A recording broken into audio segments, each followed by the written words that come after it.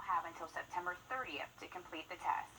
Well, it's no secret businesses have been hit hard, and Columbia County's Chamber of Commerce is doing what it can to help. They've created a business recovery task force. News Channel 6's Jenna Kelly joining us live from the Chamber of Commerce with more. Good morning, Jen. Hey, Barkley, good morning. So despite Governor Kemp's restrictions on businesses, we know some have already opened, others are waiting, and some unfortunately are going to have to close, which is why the Columbia County Chamber of Commerce is stepping in, whether it be with financial assistance or even staffing help. The Business Recovery Task Force includes leaders from Columbia County, Grovetown, Harlem, and the Board of Education. They will have a survey out by the end of the week to assess what local businesses need. From there, they will find solutions on how to help. Are there additional training needs that maybe Augusta Tech would be brought in to develop some programs that would assist with those training needs? How do we again connect employers with those who want to go back into the workforce? And then also there's going to be a new dynamic of work. This meeting was on Thursday. They're hoping to meet every 2 to 3 weeks from then. If you don't get the survey and want to get the survey, it's encouraged to look at the Chamber of Commerce website. That should be up by Friday. Reporting live in Columbia County, Jenna Kelly, Wjbf, News Channel 6.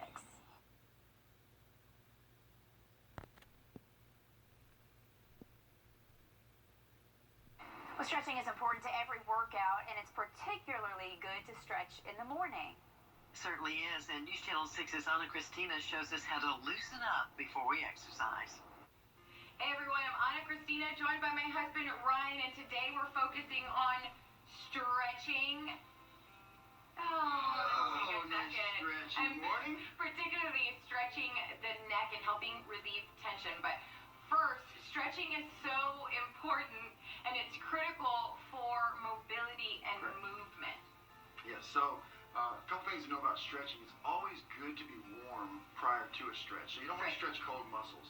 I wear a rubber wristband, and if I was to pull on that rubber wristband before it was warm, it could just pop. But if it's warm, it will, the elasticity in it will pull and stretch. And so your muscles are like fibers or are fibers, and it has the same experience. Well, and soon if you're experiencing tension, your muscles are potentially too tight, and so stretching might be difficult at the beginning. So you want to ease into stretching, make sure that you're doing it consistently, and like anything else, the more you do it, the better you become at it, and the more mobility you'll start to feel. I don't know if you've heard of this, but if you don't use it, you lose it, and so you don't want to lose that mobility. Well, for an example, people who sit at a desk, let's talk about the neck, because the neck gets really tense, leads to headaches. So if you can warm up by just doing circles with your neck, okay? And then just slightly pull, because one thing about stretching is you don't need to be bouncing and pulling really hard. You just need a slight pull.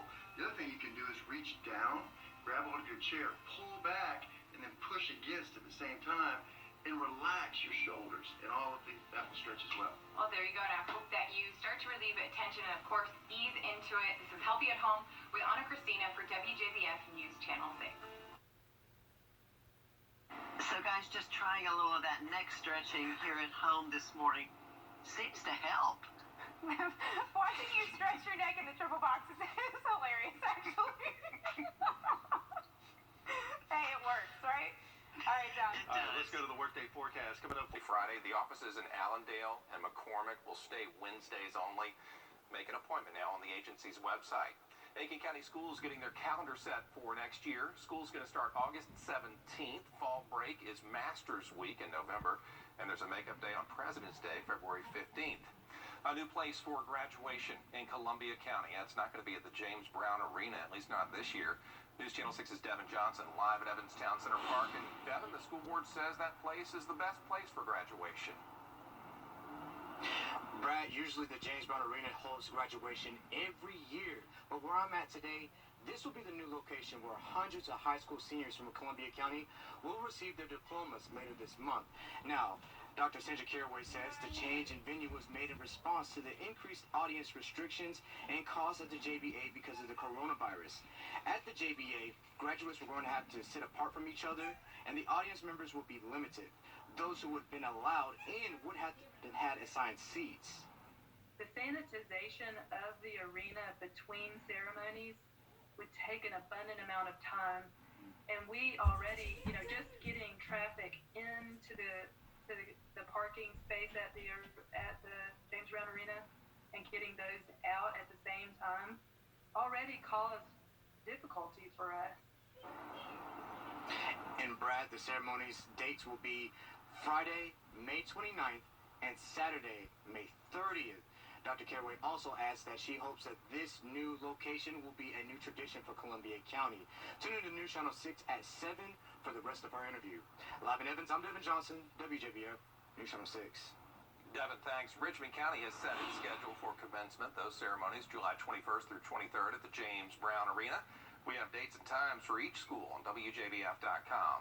Well, no sports, and Augusta University playing a key role in testing, getting a lot of grant money to help.